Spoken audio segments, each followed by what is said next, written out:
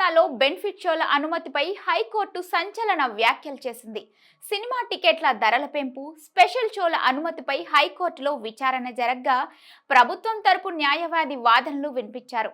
సినిమాలకు టికెట్ల ధరలను పెంచుతూ ఇచ్చిన అనుమతులను ప్రభుత్వం రద్దు చేసినట్లు న్యాయస్థానానికి వివరించారు. ప్రభుత్వం తరపు న్యాయవాది వాదనలు విన్న హైకోర్టు కీలక వ్యాఖ్యలు చేసింది. ప్రభుత్వం చేసిన సినిమాటోగ్రఫీ చట్ట ప్రకారం అర్ధరాత్రి 1:30 గంటల నుంచి ఉదయం 8:40 గంటల మధ్య ఎలాంటి స్పెషల్ షోలకు అనుమతి వద్దని, ఈ చట్టాన్ని పాటించాలని న్యాయస్థానం ఆదేశించింది. తదుపరి విచారణను వచ్చే నెల 21వ తేదీకి వాయిదా వేస్తున్నట్లు హైకోర్టు ప్రకటించింది.